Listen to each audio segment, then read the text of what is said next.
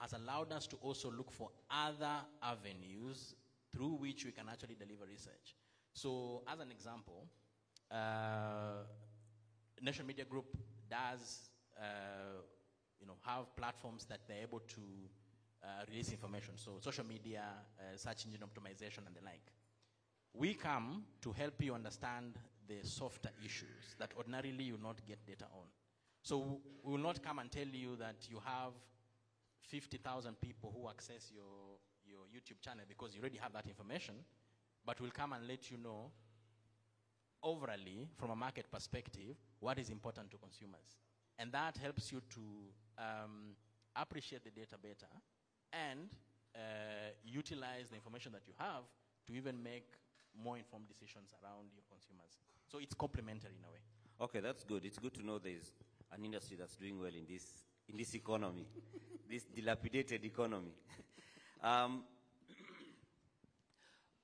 like to hear from all of you. Have you experienced some times when there was an assumption and it actually informed a decision, but then when data came in, you realized we've been moving the wrong way? Monica, I'll start with you. I would have wanted to start with someone else, but I'll take a stab at it. And maybe before I do is to pick up on something he said about us throwing, sometimes data, digital, you throw all these words around, and sometimes people become immune to hearing them. And it's important every time we have these conversations to make it very simple. Data is really survey. It's really just, again, like you said, it's those things which were questionnaires. It's just that in the era of technology allows us to get information back faster and to be able to analyze it better. And so for a practical example, as I answer your question, Nation Media Group, about 3 weeks ago, launched a survey to ask our clients, our audiences, what did they think we were doing well, what we were doing badly, what they needed us to change. And we received that information and the insights, because data is not just data. Surveys are not just about surveys, like he says. Surveys are about what you do with the information you get. And so sometimes we have made decisions with gut feelings, where you say, I came and there were many people in the room, I think they really like my show. And so when you go and tell Dan, I think we should change the timing of your show because your audience doesn't, then Dan says, no. But every time I go to the streets, people are like, hi, Dan, you're so cool. There may be 4 or 5 people. So what data helps you to do is to look for a bigger sample that is more representative and ask them, do you like Dan? Do you like the content Dan is putting out? And they'll come back and some will say, yes, we totally like Dan, which is fine. But others will come back and say, you know what? Sometimes Dan spends, and Dan will tell you this is almost personal, sometimes Dan spends too much time on one story. Or Dan could have done this differently. Or can you consider the fact that Dan is very creative? We want him to do something creatively, not just your traditional way of putting out news. And with that, Dan, we go back to Dan and we tell Dan, what your audience wants is more depth in the content you're giving them. Then Dan sits with a team and creates a show. What show do you do? This is very practical, Dan. News Court. It's called News Court. Now, News Court is still a news program, but what it does is it centers the issue from the perspective of the person it affects. So if he's dealing with an issue around how much housemaids are paid, house helps are paid, it then makes it possible for him to know this is an issue people are interested in, but they're not just interested in being told house helps are paid poorly. No, what does the law say about it? What are the rights of the person who is not being paid well? How can you compensate that person better? So yes, there are times assumptions, gut feelings will lead you in the right direction. But the thing about data is it helps you to be able to know that direction has people that want me to go in that direction. And sometimes we've made assumptions that have done very well, but there are times assumptions have been very costly. Because with assumptions, you're like shooting in the dark. So assumptions is like saying, this road might make me end up in Mombasa. But you really haven't taken a compass and drawn and found out how that way leads to Mombasa. So yes, we do make assumptions, but increasingly, again, because of the power that technology has given to the consumer, we cannot make assumptions anymore. But again, even in speaking to information, you have to have different sets of data. Sometimes, depending on one point of data, can also be misleading. And so that's why whatever data you're choosing, like what we did with Nation Media Group, we did a survey, we checked our online site, we did focus groups, so that then you can look at places where the data is speaking to each other, and you can use that for improving business. Okay, and thank you for marketing my show. It's tonight, and tonight, during the 9 p.m. bulletin, tonight's topic is early sexuality education. Some people are arguing that you should not introduce contraceptives to children. 9 p.m. tonight. As we carry on, Victor. Maybe just to flip in terms of looking at an assumption and getting a aha moment, I think the flip side is if you don't do research or if you don't get data, then it means then the repercussion is that it will cost you big time. And I think from a government perspective, not necessarily the Kenyan government, but I think my observation before I came to government is that most governments are very slow to collect data. Case in point is, for example, the MSME space, where the last national data collection was done is 2016. So what does that mean? That, we in 2020, we are in COVID. We want to put out policy and other interventions. What informs that? So the danger is that with old data, you end up making decisions that don't necessarily relate to, the user or, in this case, small, medium businesses. So I think for me, we are trying to change that, at least within Nairobi County. Of course, because of processes, because of procedures, is not every data collection tool is going to be digital. So ultimately what you want is to get information.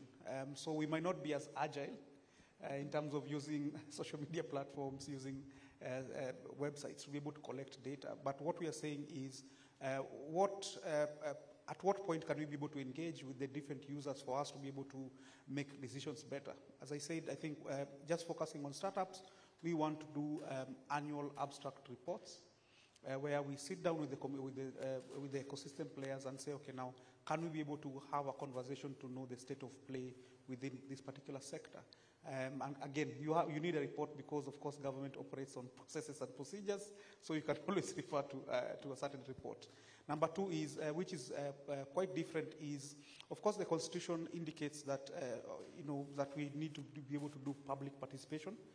What we are trying to do is to move away from the minimum threshold, where, you say, I did public participation, probably the people who are coming, in terms of the audience, might not be suitable for the kind of interventions that we want to do. Say, for example, we want to set up incubation spaces for within 85 wards, just to tap into the different innovation talent in the county.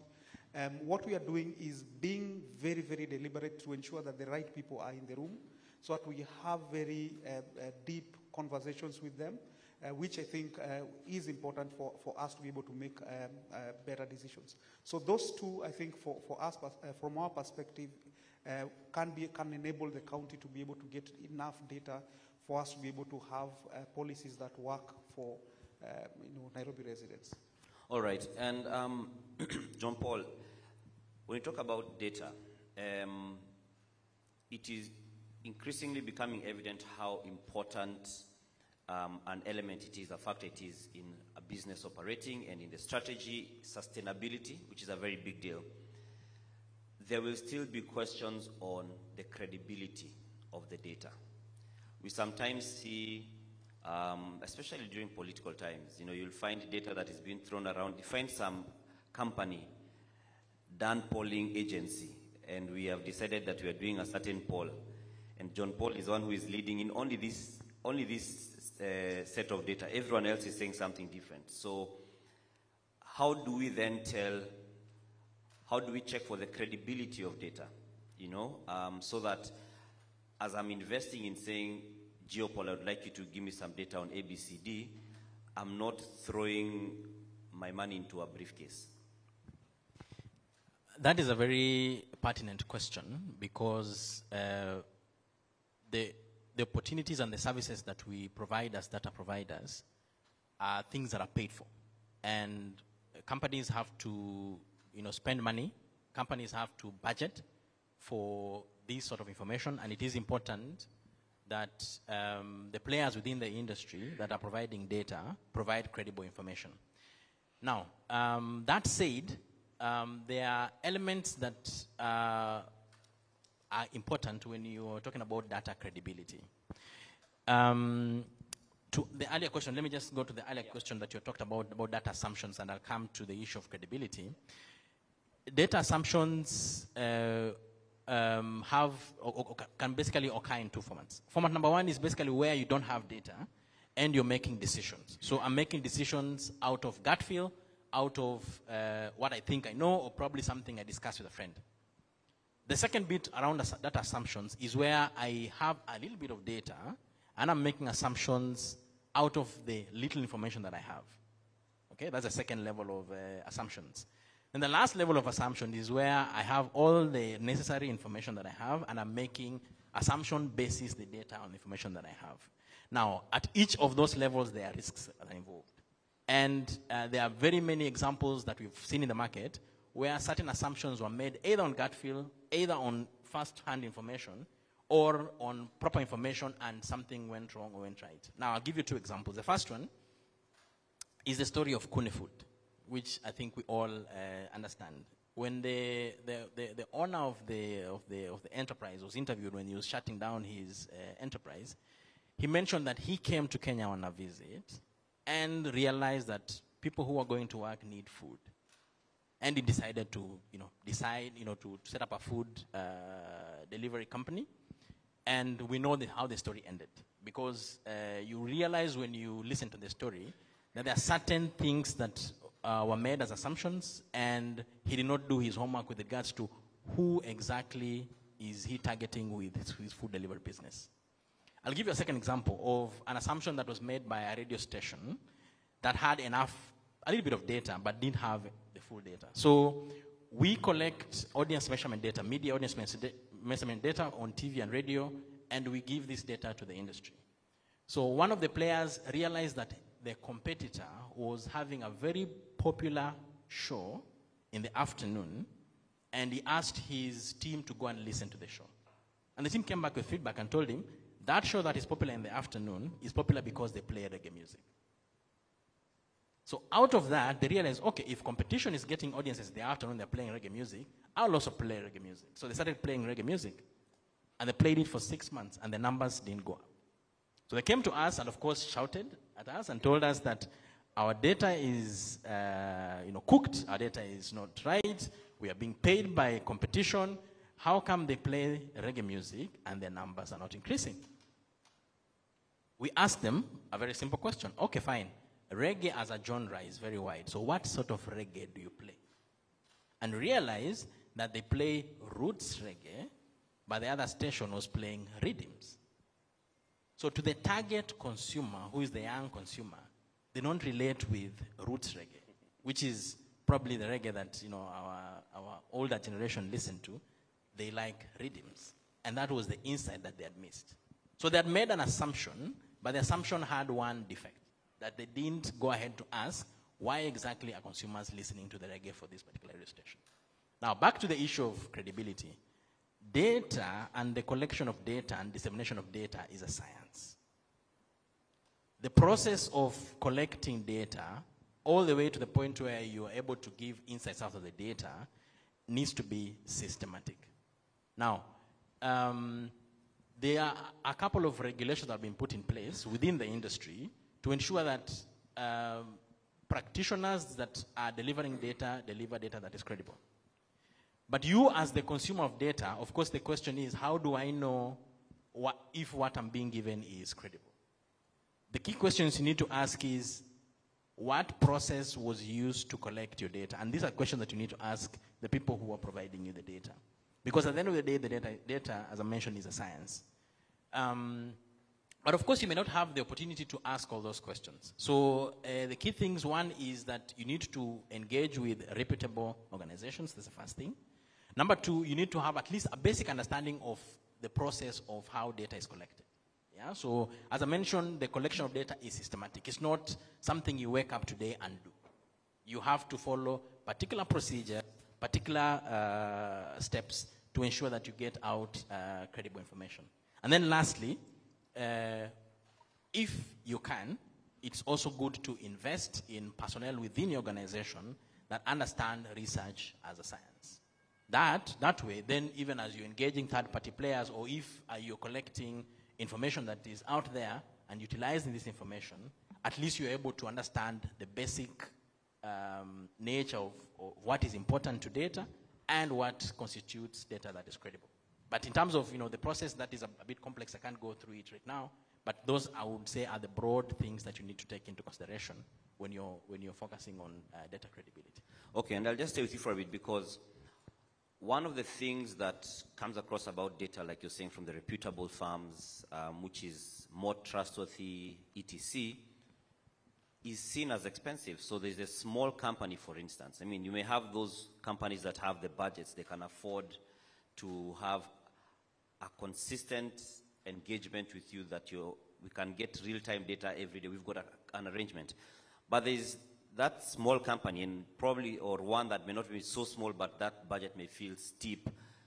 So tutasaidiana aje? Let me ask it in a Kenyan way, tusaidiane aje, because they also need the data. And especially if you think it's a company that's not been in existence for too long, it means they may not even have that much of institutional experience to know that even this assumption is haiko. So how then do we kind of meet those who may not have the budgets at some point where it actually works for them?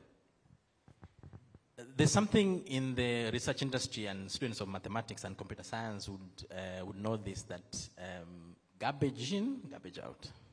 Now, the research space has, of course, been proliferated by every other person who feels like they're an entrepreneur and they want to do research. How do we bridge the gap between you working with a reputable organization that probably would give you higher costs and a lower, upcoming organization that would give you lower costs? Within the research industry in Kenya, as an example, we have an organization or an association called the Market and Social Research Association of Kenya. Now, the Market and Social Research Association of Kenya is an umbrella body of research organizations in the country that regulates how research is done in Kenya, as an example. And within that association, we actually have organizations that range from, your top dollar multinationals and also smaller MSME briefcase companies that do research. What would be important for an organization like, say, National Media Group that wants to do research and probably they have a smaller budget, and they're talking to, say, an organization like Geopol, and the budget is not, they're not able to do the research because probably the budget is small, there are two options that you can take. Number one is there are actually consultants out there that offer research services as consultants. The same way, if I want to do digital marketing, I can work with an agency or I can work with a consultant. Yeah? At the end of the day, if that consultant is reputable in terms of their credentials, they should be able to support you as an organization to do research. That said, there are very many ways that other companies have brought in play to assist even the smaller and micro-medium enterprises to do research, and this is leveraging on technology and digital framework. So as an example, previously, if I wanted to do a research across the entire country, I had to deploy interviewers all over the country, and that would be very expensive. Right now, with technology like, say, mobile SMS, mobile web, I'm able to do research for a 10th or a 20th of the initial budget and get my results in days because of technology. Yeah?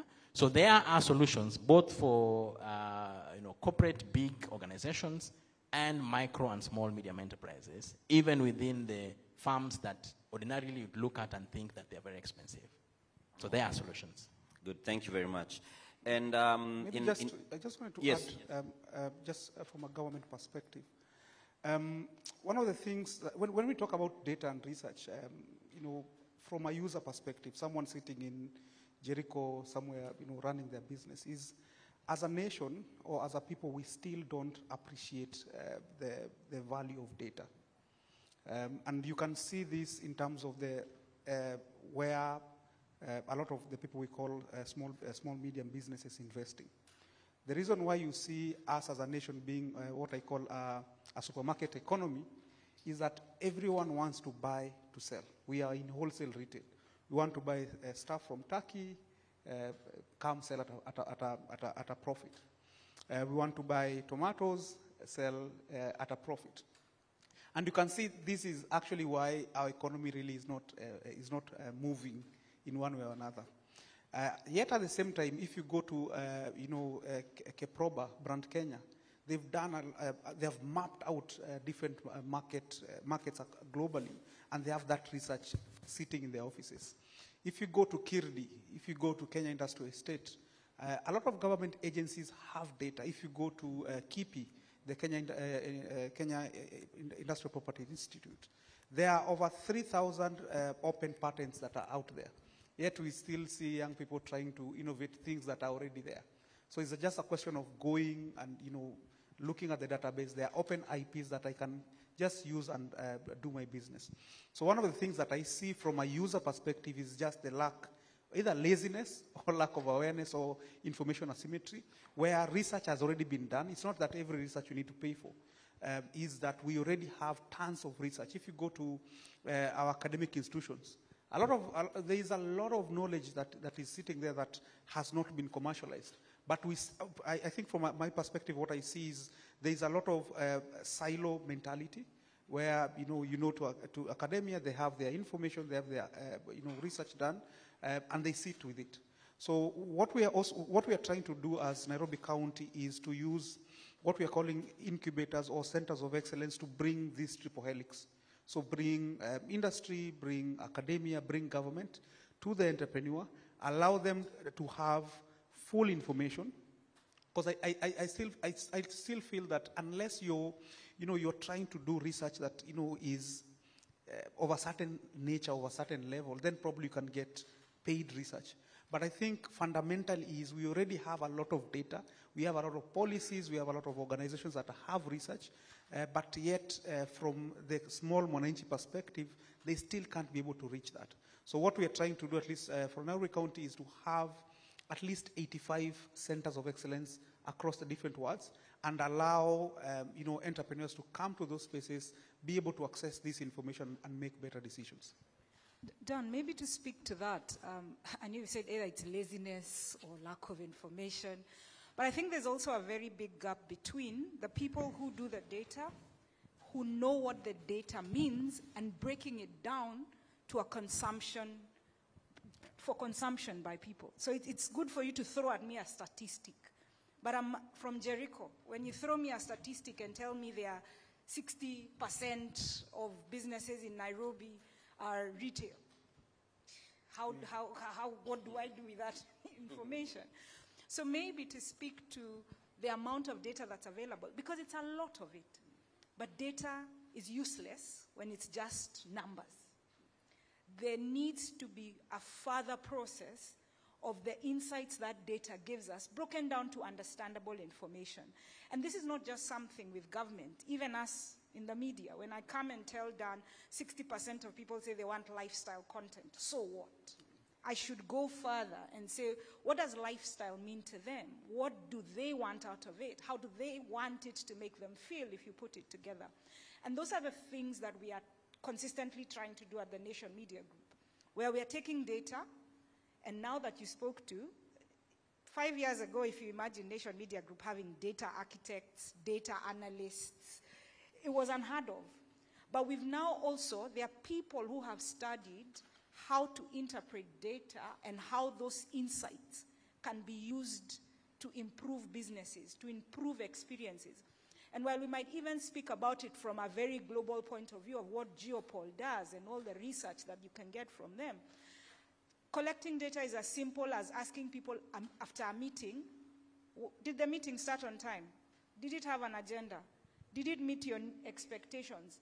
And when you give that feedback to someone, in the next meeting, they prepare better. It's also asking the person who called the meeting, did people come to the meeting prepared? Did they participate? Then you're able to know what happened out of the meeting, and in the next meeting, this feedback improves what it is you have planned to do. So one of the biggest gaps that exists with this whole thing, and that's why delivering a data strategy is not just about collection. It's about literacy. It's about ensuring that you can be able to have people who understand first what data you're collecting, how they can use this data, and the outcome you expect it to have when people use it. So that there's an end-to-end process, rather than, yes, all of us just going crazy about collecting it, and then hoping that someone sees it and utilizes it. And then that becomes a good point to pick up the next part of this. We'll talk about delivering these data strategies. So we have talked about the data. So we've collected the data, and hopefully we have understood it. and yes, hopefully. You actually mentioned something. There was a report that was released. I don't know how many of us here are in the financial sector, financial services sector, the banks and the likes, insurance. Do we have any of us here? Yes. So a number of times we get the reports. I've covered business news for over a decade.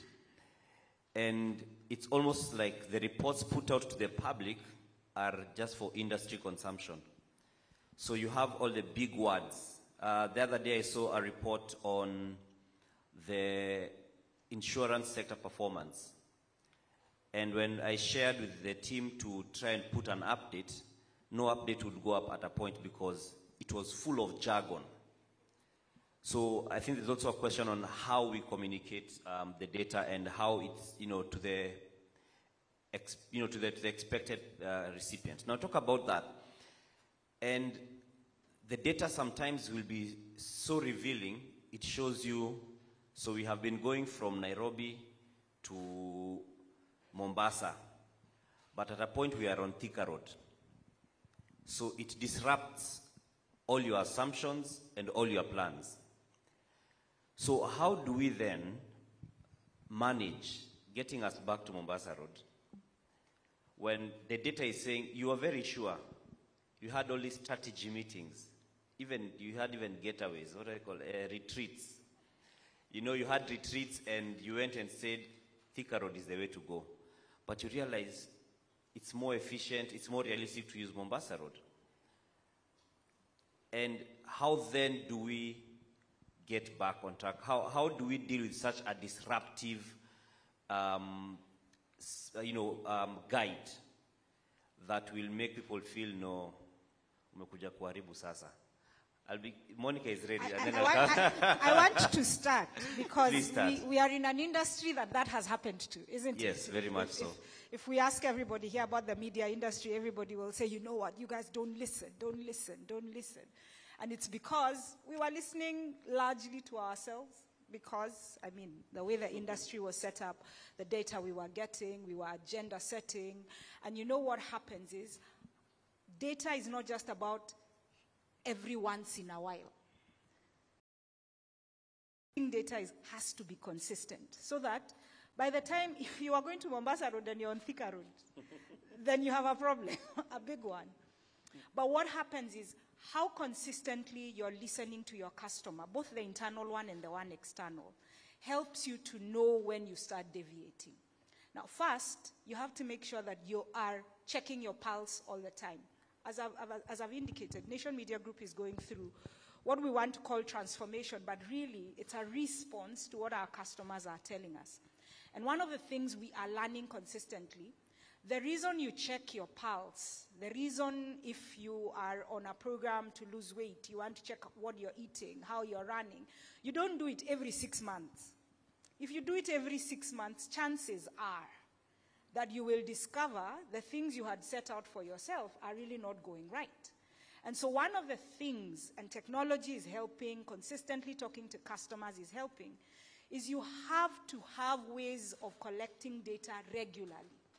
Doing pit stops, yes, big pieces of data where Geopol comes in, people like Geopol come in, but even internally you have to have mechanisms that are allowing you all the time to check the pulse. The thing about the world we live in right now, and it's about volatility, it's about how quickly things are changing, it's you have to consistently be ready to change course, but you cannot lose what it is you are in terms of what your business stands for. What's your unique proposition? What are the things that you have purposed are the things that drive you as a business? So the thing about how quickly you change is again based on what data are you collecting all the time. Because for you to discover you're on Thika Road, something has told you you're on Thika Road. The challenge you have is, are you going to turn from Thika Road and and walk? You can decide you'll turn from Thika Road and get a border. You have to know the risks of that border, but it might get you faster back to Mombasa Road. So the thing about it, and I think someone mentioned agility, again, big words, it's just how quickly you discover you've gone wrong, and then you decide to change course. But it shouldn't be changing course for changing course. It's changing course to meet what it is you had set for yourself as your eventual destination. Okay, John Paul, you had something to say? Yeah, one of the most important things that I would say should actually be the key takeout from this session is that every organization needs to invest in a data gathering mechanism. Whatever that mechanism is, you need to be gathering information. In the world that we are in now, I remember yesterday there was an analogy that was mentioned that, data is like oil of the 18th century. I think it was Patrick who mentioned that. That analogy gives you two things that you need to keep in mind. That oil gives you value if you're able to extract it and make sense out of it. Now, the place where you were going on Mombasa Road and you find yourself on Thika Road happens all the time. It's not uncommon for that to happen. The key thing for you is that you need to be able to evaluate that quickly and then re-strategize on the right approach that you want to take. Now, that re-strategization could mean that you actually stop what it is that you're doing and completely take a different direction, or refine whatever it is that you are already working on, and then put in mechanisms that will allow you to track what you have refined and then move forward, again, collecting information as you go along. But the key thing is that you need to have a mechanism that allows you as an organization to understand what's happening out there and allows you to listen to whoever it is that you're servicing. One of the things that we as organizations fail to do is to listen to our customers. We listen to them, but we actually do not listen to our customers. But we're the professionals. Yeah. Yes. We are making the decisions in our boardrooms. We know what they are saying, but we're actually not taking time to listen to our customers. If we took time to listen to our customers will tell us what they need. They will tell us where they are going. They will tell us what the trends are out there. They'll also give us the opportunities on where to innovate and what to change. All right, and I would like to open up the floor to any questions from the floor. And so we'll have a microphone. We should have a microphone that will be brought to you. I can already see a hand there. I can see this data thing. Can you take the statistics of how many people? Yes, because these are very key questions. Because sometimes you go home and your spouse tells you, I think you should do A, B, C, D. And that is a very important, a very influential person in your life. And then your company strategy changes because of babe. Maybe Dan, I just wanted to point out something, at least from a government perspective. So when we talk about data, I don't think this is, and research and development, I don't think this is a fluke. It's something that is going to pass away. So I think there has to be a structural shift in terms of the way the organization places itself, so that you are agile and you are nimble to, the happening within your environment. So it is not, if you are to, let's say, for example, go 10 years ago, I don't think even having social media was a very tiny thing within, you get a young guy, come do your social media postings. But you realize now social media is such a big thing that at the top level in any organization, you're looking at someone just focusing on social media strategy. So I think from a research development perspective, and we see this, with developed nations, is there is a major emphasis on R&D. So, and structuring, the organization in a manner that you can be able to harness the full potential of this. And there are 4 things that I wanted to mention, at least from a government perspective, is that you need to be able to look at, do an infrastructural audit in terms of, do you have the actual infrastructure to allow you to be able to do this? Whether it's having in-house R&D or outsourcing that, but either way, you need to be able to have some foundation in terms of infrastructure. Do you have the talent to be able to, get, whether it's data analysts, researchers, etc. As she mentioned, 5 years ago, there were no data analysts, but they realized that we need this kind of talent for us to be able to take advantage of that. Do you have an enabling environment within the organizational structure? So from a county government perspective, do we have that within maybe Nation Media Group or any other? You can have all these strategies, but the MD says, what is this? You're wasting money. Yeah. So if you don't have these structural ingredients, then and just wait to have one of research being done, I think then probably you're going to lose the point. Thank you. All right. So we have. You have the microphone here, please just stand up. And for the benefit of those who may not have been with us yesterday, could you just introduce yourself, your organization, then you could briefly give us your question or comment. My name is Jackie Bitutu Wanyande. I'm the one who likes asking questions. This is my 3rd question in this conference. This question is still to Nation Media. In terms of data collection, it's easy to ask the customer what they want, what they're looking for, get the insights, and know where to go with the customer.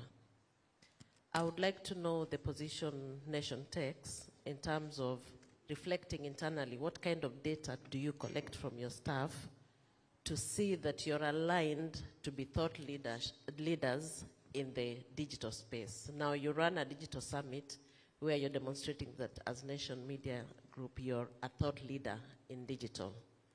What data internally can confirm that in terms of the roles that are there, the activities, the strategies, the culture of the people? Are they digitally savvy or aligned? And how would you go about that so that what you say is aligned to what you do, and anybody, even the sweeper at Nation, if they're asked, we think that you're a digital organization, what are the 5 things that makes you think so? Thank you. Thank you very much. We'll pick a few, then we'll take them in small batches. I think we'll come back to let's have the gentleman there. Thank you very much. My name is James Njogu from the Kenya National Commission for UNESCO. Mine is much of a comment because I want to imagine that data, today the way we want to see data is in context of digital data. This loyalty card registering and data is processed very much automatically because of the artificial intelligence. If you may imagine, for instance, what amount of data does Amazon own today? If it is about government, now we are talking about registering individuals, not anymore Huduma number. There is a new registration. Connecting with everything. This becomes part of data. What you do in a supermarket is collected.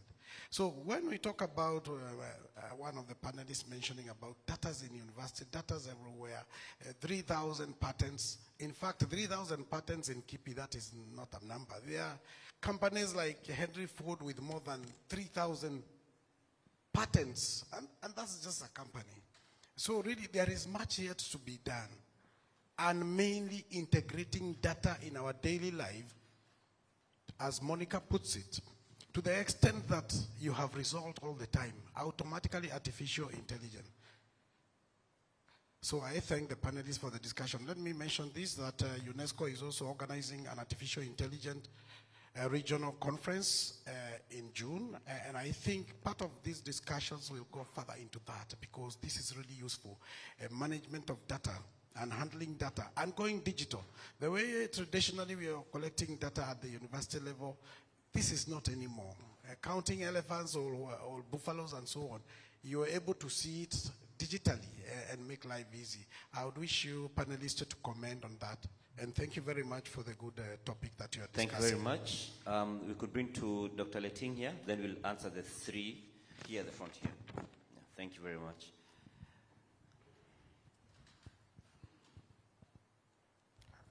Thank you. I must commend Nation for this particular topic, because it is both touching on what the academia do, and I like what Victor has said. There's a lot of data. I'm a scholar academician, and a lot of our students do a lot of research, but that research sits in some place in the university.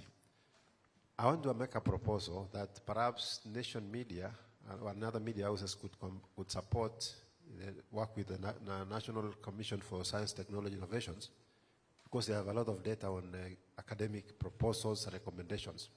So we should move from the time of making conclusions to the time of implementing the recommendations given in by those academic team members. But I like the need for us to use data to assist the customer to understand what they want. Sometimes customers may not necessarily know what they want. In CASNEP, we normally do a one-off survey at the tail end of curriculum review when we want to change the syllabus. Sometime in 2015, we changed the syllabus to say that going forward, we shall be having an accounting technician's diploma based on the number of people who are there. But immediately after that, there was a change of government policy, which made it difficult for people to reach the minimum entry qualification for that. So again, because of dynamics in policy legislation, sometimes it can bring some confusion. But my recommendation, because it's a comment I'm making, is that perhaps we should have regular, similar topic addressed. And I like the UNESCO team that's proposing.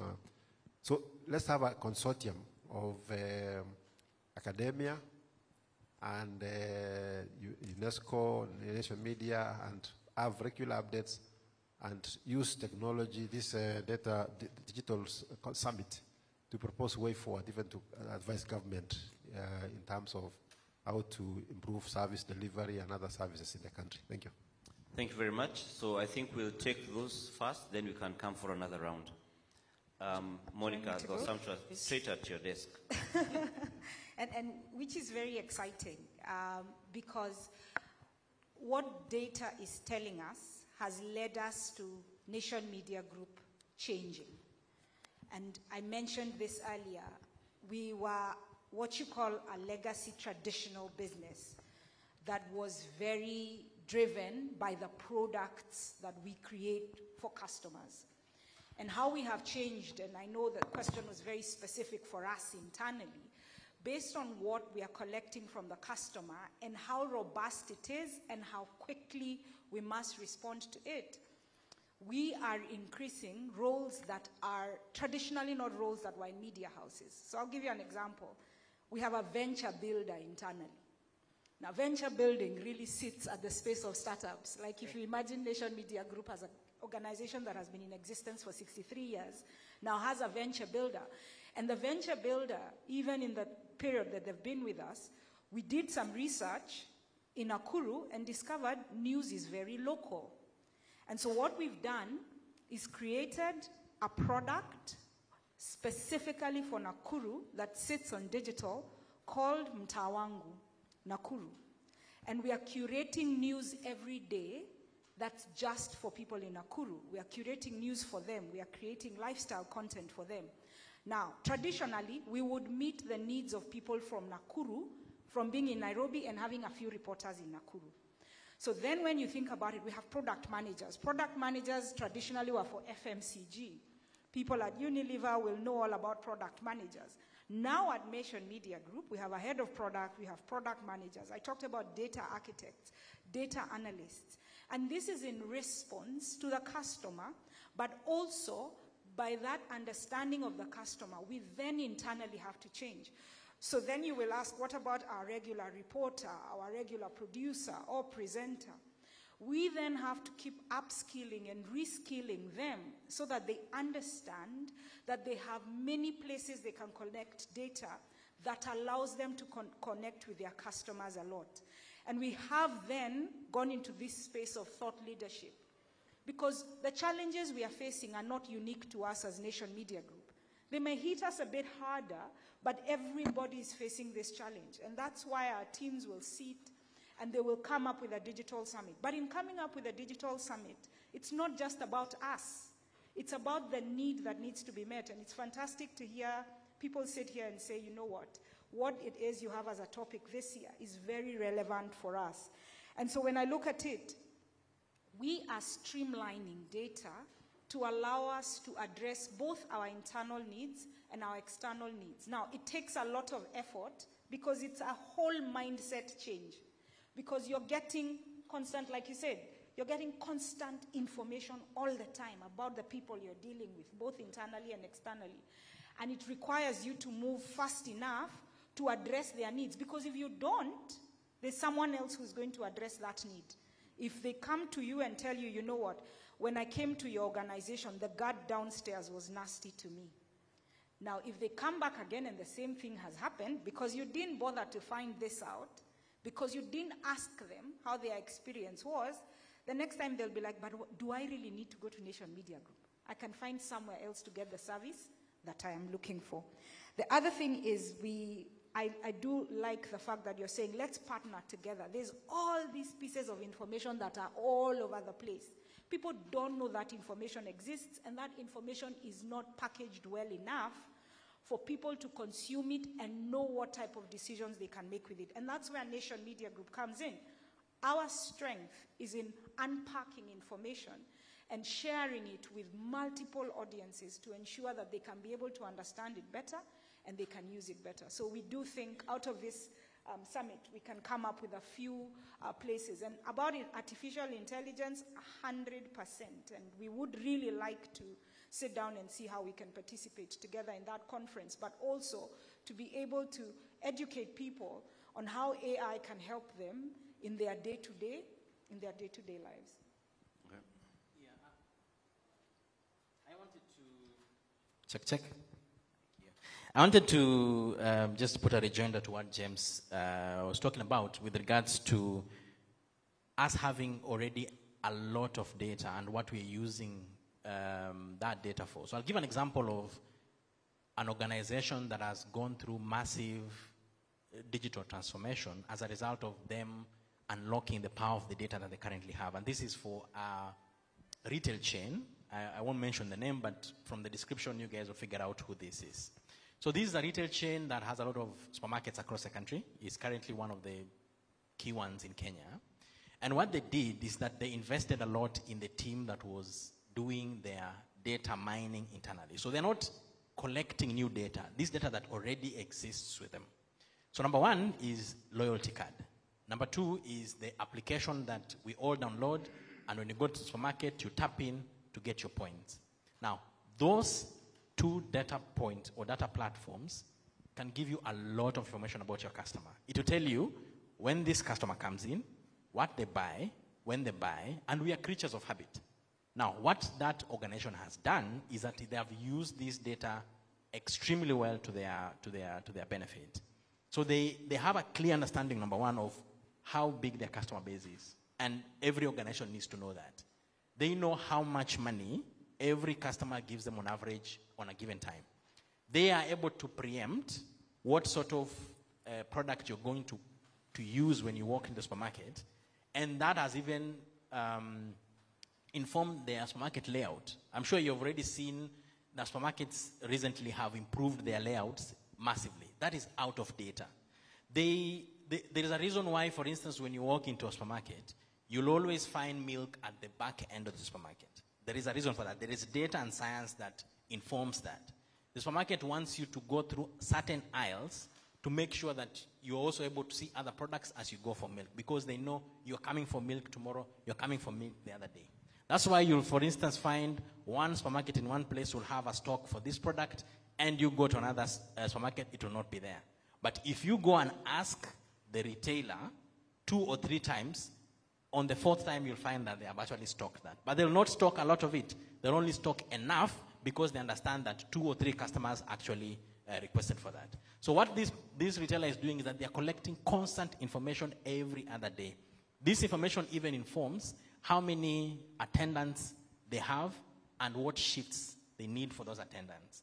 This information also even informs, when they open their supermarket, what time they open, which supermarket needs to be 24 hours, which ones do not need to be 24 hours. So there is, and I agree with them, there's a lot of data that we already currently have as organizations that we just need to unpack. We just need to extract. And that is the value of this big data oil that we all talk about. We need to just take time to unpack that data that you currently have. I wanted to quickly also mention that within the research space, there are very many forums that you can actually come and attend and listen to, research people, players talk about, the new technologies, the new ways of collecting data, the insight that they're looking for. And we'll, coordinate with the Nation Media Group to allow you to, be able to know about this and be able to attend, because I sit in the council that looks after research organizations in the country. Thank you. I just wanted to introduce to us a concept called an attractor state. So even as we have different organizations jostling for space, Nation Media Group, you have UNESCO, you have CASNEP, I think the role of government is looking at, Kenya as a whole. And the question that I ask myself, or we ask ourselves, is how can we be able to make this country to be competitive and ensure that everyone's interest is catered for. So even as we are having this conversation, I think from a government perspective is how the outcome that we want is they need to change for our people. So ultimately we are looking at incomes, we are looking at jobs, we are looking at poverty eradication. So the sum total of all these activities should impact Mama. We are too much of Mama Otieno. Yeah, so, and for us, the way we've structurally positioning the county is to be able to, harness the power of all these facets for Mama Wanjiku. And the reason why you see us saying that we want to set up incubation spaces, and I'm using the word incubation very loosely, or centers of excellence, is to decentralize this conversation to the lowest possible unit. And the way we are envisioning an incubation center is you bring Nation Media Group, you bring whichever corporate who have a need for innovation. Because when we're talking about digitization, etc., is ultimately you want to be agile, you want to be innovative, you want to have products that make sense. So where can you be able to tap on John, who is sitting in Jericho, who has some idea of sorts. So have a center of excellence that is focused on media, bring Nation Media Group, bring academia, bring government, and of course, if you're able to bring this triple helix, then ultimately everyone gains. Nation Media Group will be able to get a product, academia can be able to help the entrepreneur, use research or leverage on research to make the product better, and ultimately Nation Media Group is able to buy, be agile, get a new product. The young person has some money, and of course academia has been able to use their research for good. And I think for us, that's where we are seeing that happening. And even as we have all these sessions, digital summit, SME summit, artificial intelligence, the question is, from a government perspective, how can we be able to align, in a manner that allows all of us to speak one language? And one of the things we are proposing for this year, I think moving forward, and I think I'd mentioned to some of you, is we want to have an Innovate Nairobi in August. And the reason why we want to have this is to bring all these voices into one space. Yes, I know you want to be thought leaders, and you want your own space, but ultimately, the conversation we are having here would be beneficial if, say, for example, we had either other counties or other media houses, so that probably as a nation we become competitive. Yeah, so for us, I think it's to urge us to partner with Nairobi County for two things: having our centers of excellence, and of course, having a national conversation around innovation. Thank you. All right. So the time for this session is over, but I'll just allow 3 more questions, kindly. So then the rest we can see how to navigate as we go around. We could start with Engineer Mosonik. Thank you very much, Victor, Monica, and John. Maybe I would like to pick up from where probably Victor left it, in the sense that data has value or is valuable to organization. I don't know whether you know that the biggest companies today, that is Amazon, Apple, and Facebook, actually depends on not tangible assets, but strategic, that is data assets, which has value, or we give them competitive advantage. Now, the reason is that they see data as a strategic asset. Number 2 is they do not, or they innovate actually using data. And apart from that, also in terms of their valuable kind of business model, they use also data. So actually what we are seeing today is data makes a difference in terms of giving competitive advantage to all the organizations. And as such, I think this is something probably which is, I would say, it's a very, very important topic today, more probably than the others which I've seen. Now, I have maybe one comment probably which I would like to do. They say data-driven organizations actually depends largely on the culture which is adopted and calculated within the organization. So I would like you to make maybe a comment on your experience, and especially those who have been with us for a while, like Nations, and maybe the county chief officer probably is not maybe as he came in the other day, but also maybe your friend John. What is it that you can be able to do so that we take this important subject matter, which keeps on coming, the culture, which can be able actually to make or break within the organization? Thank you. Thank you very much. Okay. Thank you, and thank you, Nation, for this forum, and thank you for even the opportunity yesterday. I met the government, and I think I've gotten quite a number of invitations to follow up. My name is Njehia Njeroge. I'm the founder of Bingwa Services. Bingwa is a platform that has the capacity to employ 100,000 in the next 1 year and help the government reduce unemployment by 0.7%. And I want to make a comment to the Victor, and congratulations on your appointment. And specifically, I've seen that you are in charge of the SME startup policy. And just to give you a feedback on that, this is our 3rd week after the public launch of Bingwa Services. And to just be on the streets of Nairobi, we have paid so much money. The branding of the motor vehicles, which is about 30-something thousand, as a startup, don't forget. The helium balloon, to have it up there, we have paid 18,600. The sandwich man, this is branded reflectors or anything that is branded for any of our guys. We are paying 2,100 per person per day. And there's also another cost. These are the placards, 18,000 just to have those placards out there. And these are the startups. So maybe as you look into your policy, maybe you may want to reconsider your charges. Thank you. And also considering that Nairobi, right now, the GDP is 28% compared to, nationally, which was 40-something% before the devolution. You may want to also factor in that we can assist you by equal proportion on reducing your unemployment. Thank you. Thank you. Let's have this gentleman here so we can close. Then I will beg that you allow us to end the questions there. Our panelists will respond to them briefly. Then we can take our tea break and prepare for the next session. All right. Hello, everyone. My name is Franklin Kibuata. I am the marketing manager at Geopon. I have both a comment and a question. And these are both directed at Victor. So this week on Wednesday, we published a report on African MSMEs. So small businesses, the business environment at the moment, in line with the cost of living crisis, how they are using technology, how they are marketing, the type of resources that they need from the government and financial institutions and the like. So yeah, I'll be happy to share that. And it was for Kenya, Nigeria, Ethiopia, and South Africa. But you can break it down for you since we live here as friends, give you data for Nairobi.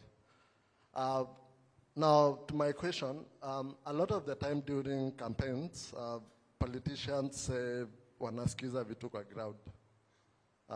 You might not be a politician, but yesterday I spoke to someone from one of the counties, and they told me that they do not do research locally at the county level, because what they get is a byproduct of research done by the national government and international development organizations. Now my question is specifically for Nairobi, but also looking at all the other counties, what is the place of collecting intentional research data that is local to power your local decisions as a county? All right, thank you very much. So Monica will pick something. No, let Victor start. Victor has quite, yeah.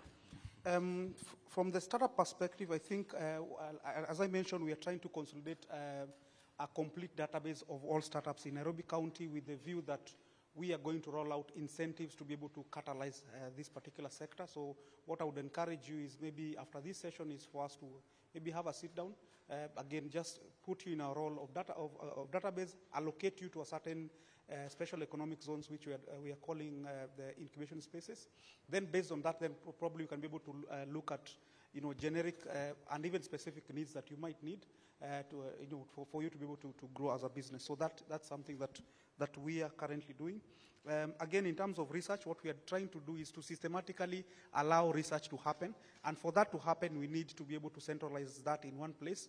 Again, our intention is to have the incubation space as the central port of research. And of course, we are pegging this research either on academia or other research institutions that are there, which local mwananchi can be able to tap in. It's broken down for them to be able to have products and link that to corporate entities so that probably they can be able to have that research channeled to their products so that it has meaning, rather than just saying we want to do research, and possibly have meaningful conversation within those platforms. So I think those are the two areas. As I said, we can have a session immediately after this. Probably we can just be able to review that. But I think ultimately what also the county is pursuing is to be able to automate licenses and consolidate it so that there is the cost of the license, but there is the actual cost of compliance. So you have to drive all the way to city or ATC.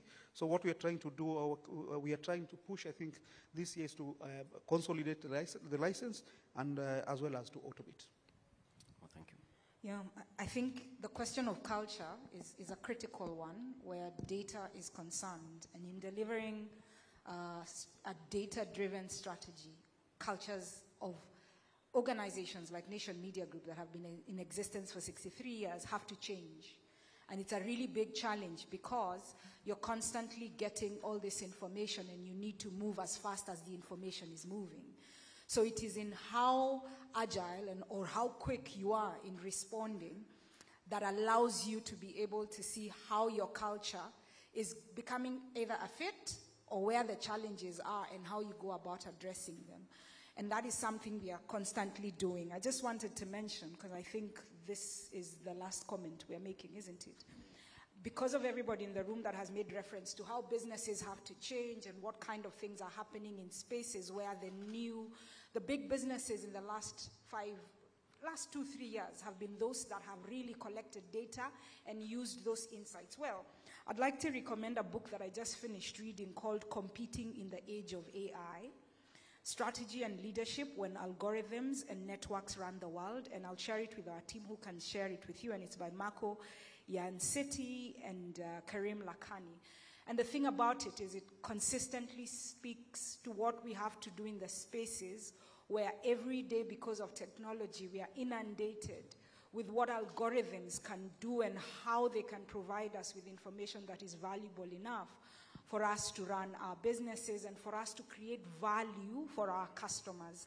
And so consistently, we are having to change as organizations as we pursue the delivery of what we see as the needs of our audiences. Thank you. I think a lot has been mentioned about the other bits on culture, and so I'll finish with just two statements. Number one is, it wouldn't be fair for me to sit here and talk about data and not give you a couple of statistics that you can go home with. So last year, Geopol undertook a media establishment survey across the entire country, and there are a couple of things that I wanted to share with you guys as key statistics. So number one, we've been talking about digitization and this consumer that we are targeting with all the digital aspects that we're trying to improve on our businesses. 43% of persons above the age of 15 access internet at least once a week. Now, when they go to the internet, these are the top three things that they're looking for. The first thing, they are going to the internet to access social media. The second thing that they do when they go to the internet is to utilize the internet to download music and to download videos. Those are the three things. The third thing that they do when they go to the internet, other than accessing social media, downloading music and downloading videos, is that they utilize social media to access chat platforms, so WhatsApp and Messenger and the like. Now, how do they access the internet? 98% of these people access the internet through the mobile device. In terms of the time that they spend on the internet, on average, they spend about 2 hours on a normal weekday, and that reduces on Saturday and Sunday. So on Saturday, it's about 1.8 hours, and on Sunday, it's about 1.4 hours. Now, as you think about digitization and talking to or bring up programs, technologies that are targeting this consumer, it is important to have that in mind. As you move forward and as you leave this session, we will be issuing a top-line report out of that study for free to anyone who's interested. So reach out to myself or Franklin, and we'll be able to share with you the insights out of that report. It will help you to understand what is happening within the country and especially within the digital space. Thank you very much. Thank you very much. And that's some good data for us to go and think through. Also just showing you why it's really important to have a lot of deliberate insight and action when it comes to social media. You're seeing that's the place people are going to when it comes to their internet access. Also just acknowledge those of us who are following these deliberations through our online platform. Just remind them that even as you go forth with the next session, you're allowed to share your questions on the chat function and or comments, and we shall be having ourselves a great experience altogether. So at this point, I'd like to thank my esteemed panelists, and it almost felt like just by seeing the number of people who wanted to either comment or ask questions and just the interest there is, Monica, it almost feels like we need to have a data summit, you know? Yes, it sounds like... We're actually going to follow this up, Dan. I think there's great interest, but it also shows this is something that people want to understand more about. And so immediately, that's a piece of data we have collected that we shall add. That's data. Now we need to look for other data to corroborate so that we don't head to Thika Road when we are going to be going to Mombasa. So I'd like to thank Victor Otieno Agola, the Chief Officer of the Digital Economy and Startups in the Nairobi City County, Monica Ndungu, who is the Chief Operating Officer at Nation Media Group, and John Paul Murunga, the Regional Director for Eastern Africa at Geopol. Thank you very much, ladies and gentlemen. And I now would like to invite you all to take a cup of tea. When you step out to the left down, we have some tea and bitings for you. It is now 10:33. I kindly plead that we be back here at 10:50, the real 10:50 East African time. I think there's some who might come in Nigerian time. I would just request that we all come back at 10:50 East African time so that we can try and stay within our time space. Thank you very much. Welcome to tea.